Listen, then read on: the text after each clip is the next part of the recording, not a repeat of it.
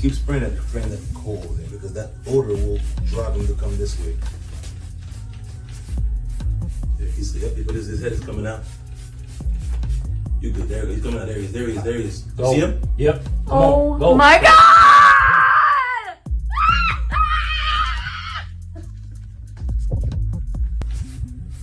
There he's but his head is coming out. You good? There he's coming out. There he is. You see him? Yep. Oh my God! Welcome.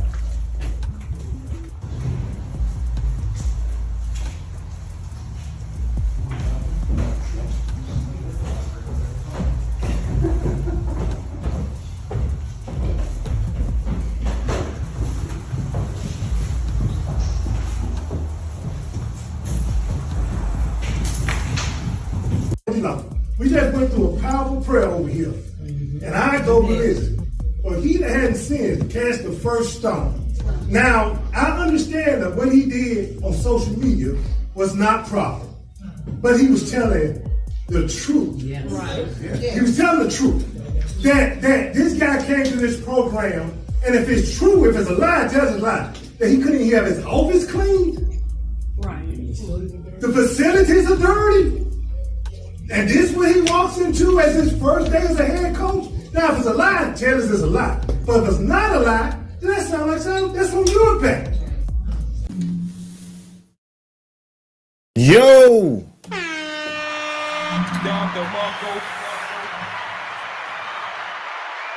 It's official, like a referee with a whistle. Back at you with another episode coming at you from ChooseYourRelationships.com. Offer of Love Can't Wait, which can be found on Amazon.com. So yeah, man, we got to talk about the Ed Reed situation at Bethune-Cookman. And I went to a HBCU college twice, so I have a lot of I have some experience being a student. Plus, I worked a job. Plus, after I ended up going in the Navy, and I got out, and I ended up moving to Atlanta for 10 years, and I actually worked with another HBCU. So I worked with an HBCU as a student.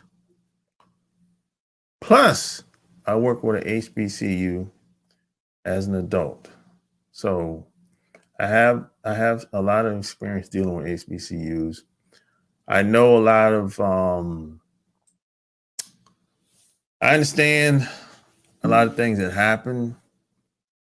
And the problem with a lot of HBCUs, man, is some people say, oh, it's they're underfunded and they don't have enough money. Now, the problem is much bigger than the funds. You have a lot of incompetent people that manage and run a lot of these colleges, just across the board. It's much bigger than this HBCU thing. You have colleges, universities that haven't had a winning season. Forget the program. Haven't had a winning football, basketball season in 10, 20 years. Now, in my mind, that's unacceptable. That's unacceptable, man. You haven't had a winning season in 15, 20 years. There's some NFL players that have talked about this. They said, man, last season, I might have had a good year, but we lost all the games. We ain't won no games in last year. And some will say, hey, I was at this college for 4 years, man, and we won like 4 games. That's unacceptable, man. So these kids have to go through this, just losing. And the reason why that is because a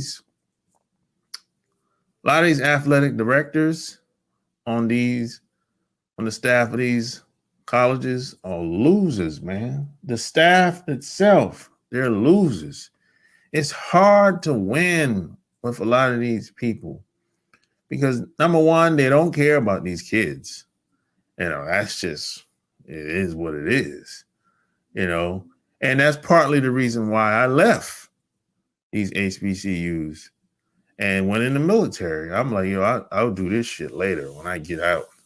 You know what I'm saying? These colleges, they don't care about these kids, man. It's really all about the money. It's all about, just sending people through the pipeline, trying to get as much money as you can, to stay afloat or whatever. And it's not like they can't it's not like they don't have the opportunity to get donations from the alumni and these big institutions or whatever. What it is a lot of people are not willing to donate because they don't know where the money's going to be going. So look, you got companies out here like McDonald's is probably one of the main companies out here. They basically giving money away. As long as you got your paperwork straight, they're giving money away. They don't even care because it's a tax write-off, and McDonald's got $1 billion budget. And there's another company that's just like McDonald's. I can't remember off the top of my head.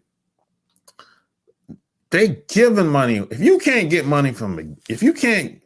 McDonald's to give you some money, you're horrible. You shouldn't be on the staff of a college if you can't get McDonald's to give you some money. You got this dude, Ed Reed, man. He's been winning all his life, damn near, on every level. And he's coming in a situation where he's basically he's trying to set things up to win, right? But you got these people that's been on this staff forever. They've been there 10, 20, 30 years. Winning ain't really that important to them. They want things to stay the same. Now, if Ed Reed would have came in there and just tried to win as is with what they got, and don't rock the boat, no problem. Because winning really ain't that important for a lot of these damn people in these colleges or whatever. They want things to stay the same, and it's all about the image over everything. You know what I'm saying? And they don't really have no standards. See, Ed Reed, he has standards. He's a man. He's trying to be a man. He has standards. He understands what it takes in order to be a win, because that's what winners do. People that are used to winning, losing is unacceptable. No.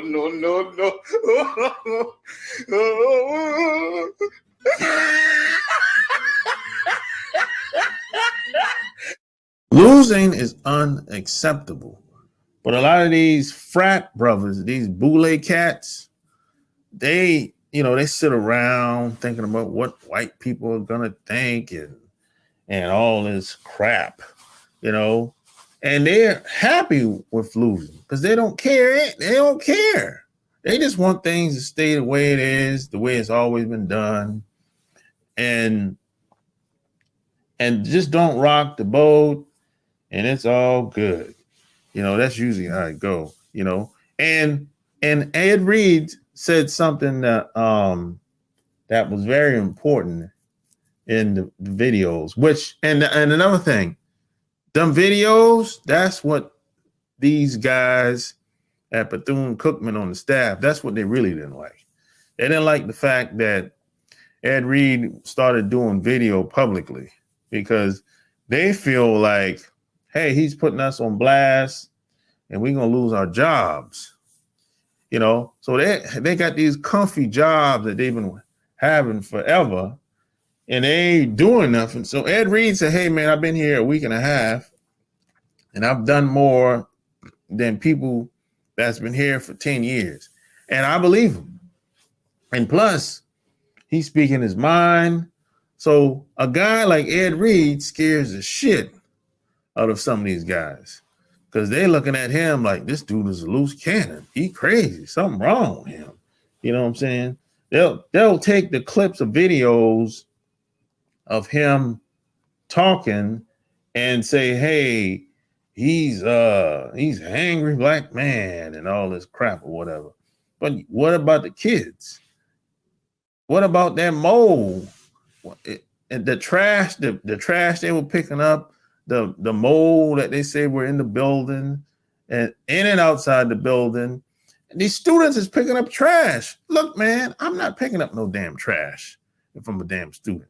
That ain't my damn job. You know what I'm saying?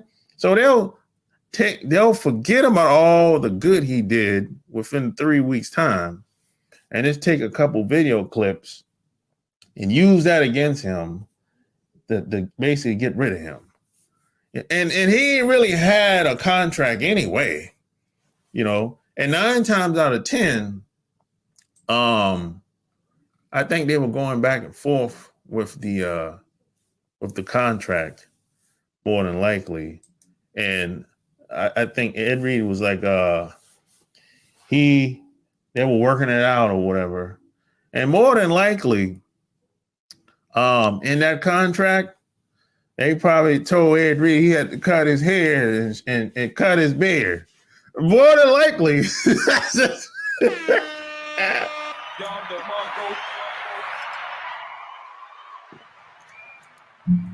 I bet you more than likely they said he even had to cut his hair or cut his beard or something like that. And then you might be thinking, well, why does cutting his hair even matter? You're exactly right. It shouldn't matter. But these dudes, these men and women at these colleges, these frat brothers and sisters, sorority sisters or whatever, it's all about image. You know, it's not about winning. It's not about being great. It's not about being the best you can be. No, It's image over everything. You can't win with these people. You know, you have some people that are, kind of stabbing Ed Reed in the back, which is kind of weird. You know what I'm saying? I mean, the man is doing this shit for the kids. He ain't doing it for himself.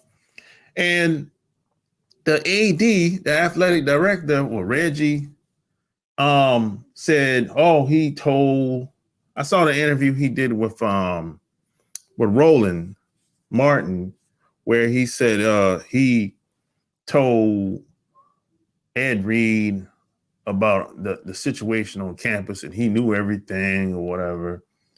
I don't believe that. There's nobody in their right mind is gonna go even think about going to a college or university where they don't have lockers. There's trash everywhere, in and outside the building. There's mold in the building. Ain't nobody in their right mind go sign up for that. That ain't the coach's job to pick up paper and to do maintenance. Nobody in their right mind gonna sign up for something like that. That happened when he got there. That's what I believe. There's nobody gonna sign up for that. You know what I'm saying? But when you in it, any real man is going to want to do something about it. If you're there, you're going to want to do something about it. That just comes with just being a man. But a lot of these guys are losers and they're not real men. So somebody like Ed Reed, you just can't work with these people. And somebody like him, they don't want guys like him around anyway. They don't want guys like him around. They want guys that are kind of passive, that'll do what they're told, don't ruffle no feathers, you know, even though he got all the connections, he can get sponsors and everything, but they chose to say the hell with all that. We'll just go back doing what we've been doing. Keep losing. Last season, they were 2-9, the football team. That's unacceptable, man. And it's been going on for years. For years, man. That's unacceptable, man. You can't win with these guys and gals that run these colleges, HBCUs. You know, you got some colleges, HBCUs, and even the white universities. They've been losing for decades. You got Colorado, University of Colorado, where Coach Prime is at now. When's the last time you heard anything about Colorado? The University of Colorado. It's been over 10 years. They've been losing over a decade. That's unacceptable. That's unacceptable, man. You know, and they want Prime to come in there and be Superman. You know, and more than likely, he's going to win some games the first year. More than likely, he's going to win some games. I wouldn't doubt it. You know, but what happened before he got there? What happened to the money before he got there? The only difference between HBCUs and these big universities is they have more money to play around with. But the same corruption is happening. No doubt about it.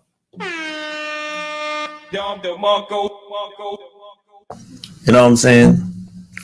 The same, just the whole education system on every level in America is corrupt. And the problem with the alumni is donating is they don't want to donate money when they don't know what's going to happen with the money. There's a difference when an alumni donates versus a company that donates. A company, they'll just write it off. They're going to write it off anyway. That's the whole plan. They're going to write it off. Now, a lot of alumni, they don't have bigger pockets like these corporate companies. A lot of alumni, they're doing it out of they have a good heart. They actually want to see the university get better, and they actually care about the kids.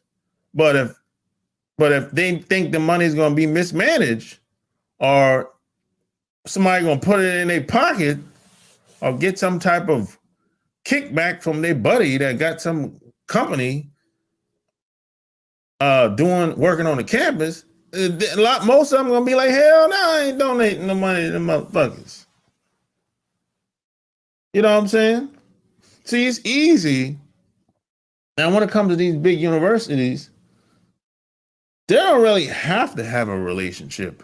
They don't have to build a relationship with these corporate companies because the relationship is already there because their buddies work for these big companies, Bank of America, Microsoft, Wells Fargo, Google. Their buddies work for these big corporate companies. So a relationship is already there. They don't have to build anything. But when it comes to Ed Reed, Deion Sanders, and a lot of these athletes, they had to build those relationships over time. That didn't happen overnight. So it's a different relationship strategy, but it still can work out. The end result is still the same. But a lot of these boule, frat brothers and sorority sisters, they're mismanaging the money anyway. It doesn't matter how much money they get. And in most cases, they're not really focusing. They're not doing their jobs anyway. A lot of time, let me tell you what's happening most of the time on a lot of these. I'm saying majority of these campuses. I've been on a lot of these college campuses and universities around the country. Majority of the time, you have a bunch of people laying up with each other. That's where the focus is at. It's all about having a good time and laying up with each other, and they're not really focused on the kids like that because they don't care about the kids. And I noticed, I understand it because I used to be one of them. That's partly the main reason why I left. Left college when I was young and went in the military because this is bullshit. And the worst part about it is when I was going through my problems that I didn't have nobody to talk to about anything. Everybody's lying. I walked my paperwork all the way up to the vice president of South Carolina State at the time. And nothing got done. He just lied to me and sent me on my way, and that was it. You know? But there's these universities, they don't really have no standards, man. Most of them don't have no standards. And that's why they didn't want Ed Reed in there. He gonna come in there changing stuff and upgrading stuff, setting up the college and university to win. But winning ain't that important. Sad but true. You know what I'm saying? You gotta, you can't, it's hard to win around losers. That's just reality. You know what I'm saying? Hopefully he'll move on and get another job, go somewhere where he's celebrated and not tolerated. You know what I'm saying? Sad but true, man. You know what I'm saying? But it is what it is. I wasn't surprised with the tactics they were using online, and I saw the interview with Roland Martin with the AD. He was lying. I could tell he was lying. I mean, I had no proof, but I could tell he's lying. I listened to the whole interview, and I watched his body language, and I listened to how he was talking. He was lying. He's sitting there trying to think of something to say. You shouldn't have to think of something to say if it's the truth. And he started the interview off saying, oh, Ed Reed, he knew everything up front. That's a lie. Nobody knows everything up front. Every job that I've had in my life, they never tell you everything up front. So that's a lie. I'm going to ask you, every job that you've had, did they tell you everything up front? I think I know what the answer is. You know? No.